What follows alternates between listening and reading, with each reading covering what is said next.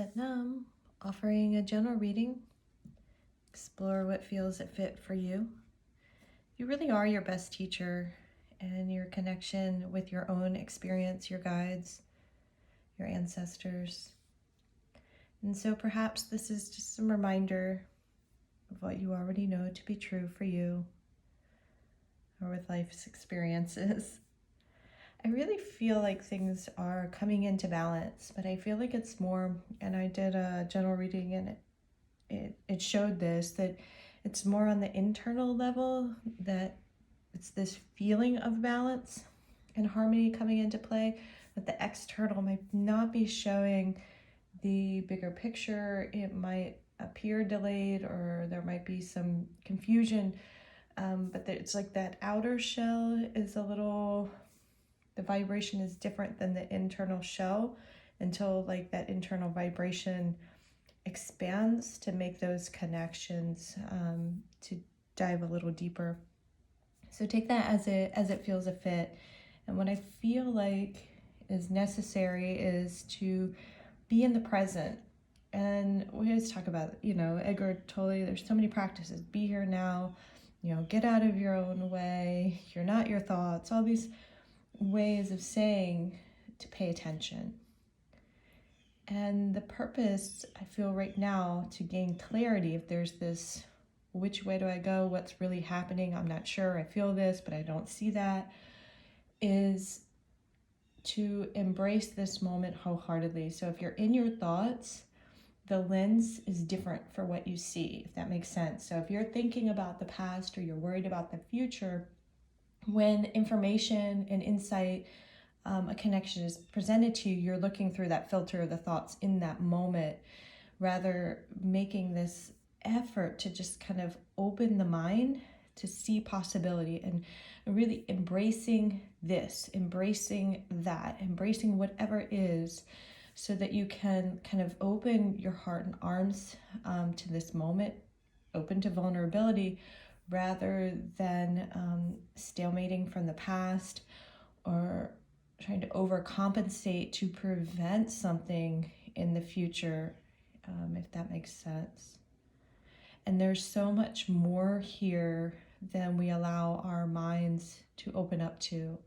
So working with your physical body and becoming aware of the emotional body, and how that can bring you the insights you need to see even more clearly at a deeper level. And that takes for you to embrace yourself, to be in your body, to receive those insights. It reminds me of one of the Ice Age movies. I don't know if it was Pixar or Disney, and the sloth and the mammoth are like talking, and he's like, "There's warmth under my feet," and the sarcastic mammoth is like, "Do we really have to get an update every time your body does something?"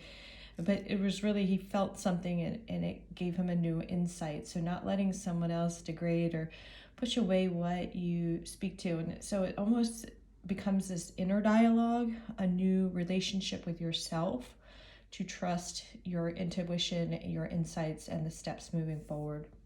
So let's see what the cards have to say, how the Divine Muses, Oracle, and the Pagan Otherworlds. I'm going to shuffle all my knees, so maybe it'll be a little quieter than on the table for you. This is such a beautiful deck. They all are works of art.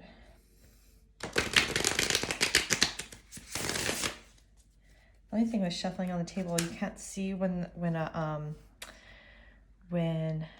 like this, the when they, I try to not pay too much attention to those cards in between, but every once in a while one jumps out and I'm like, that means something. So that's the second time, the Six of Cups. This is something shifting there. So if you're unsure of a karmic connection or a true soul connection, perhaps spending a little bit more time in your own body and mind to discern the next steps to communicate consciously. Because that back and forth to a sword's energy is not where you find the answer. or holding on to the past. It's in your own heart. And seeing the blessing in the moment without holding to any outcome or holding to the past. And that's all so much easier said than done. It's a process. 5 of Cups. I feel like this is about laying something to rest, to move forward, and not to stumble on the past. Almost like the stick in the road and this... the skull, it reminds me of the 7 of Swords in the Rider-Waite, where the past shouldn't hold you back, or to be mindful, not to allow the past to trip you up. And in the Rider-Waite deck, this set, like just like this, 3 are down, 2 are up. So what you might have celebrated in the past isn't the same as the connections that are moving forward and up for you. And as you stay with this 3, you stalemate yourself from moving forward to your castle and your true connections. So how can you give yourself peace of mind? Peace of mind that's coming. I'm hearing that, peace of mind. Let's look at the bottom deck. So perhaps there is, we're going to take both of these. Okay, so this is what's coming through. We're going to go with the 3 on the bottom today. So there could be some charging communication. If you're still holding here, you're not going to hear this. You're not going to honor what's being offered in the present. And because it's coming through as a page rather than a, let's say another, it's more, I don't have the word for it. It might be more subtle. It might be quick and subtle. But if you are looking for, if you're looking through this lens rather than this lens, this communication in the material from a page who's learning is not going to have that same impact. So to being really open to letting something rest, for something to come through to bring that fulfillment and flowing with the current.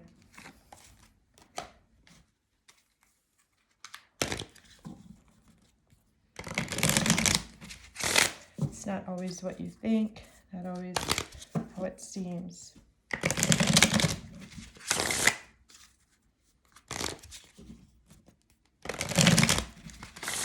Look back even with a new lens.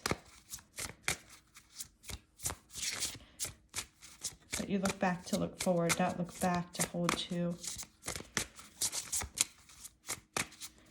There's something that needs to be felt, stated, heard, more heard. And it might be within your own heart to listen to grapple.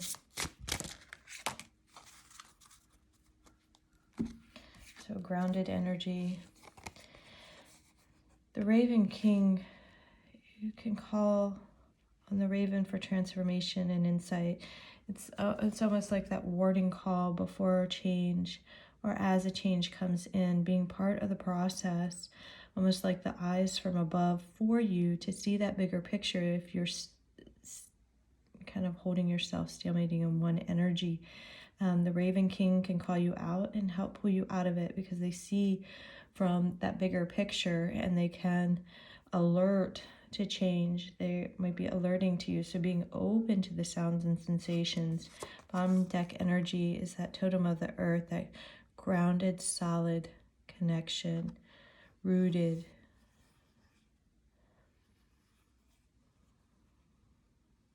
And the bark on the tree is standing out. That's an outer shell. And then within that shell, which is interesting, we have the total affinity here. Are those circles? All those circles of the tree that tell its story. It tells its history, and it actually tells the whole history of that particular location of the earth. So it gives so much information inside, far different than the rough exterior, unless you're looking at a birch tree that's pretty soft. So I do hope this served well, and that something in here resonates with you to help you on your journey, to support you on your path. If you'd like to go deeper into your own personal reading, feel free to message me. And I hope you have a delightful day and find peace and joy on your journey. Satnam.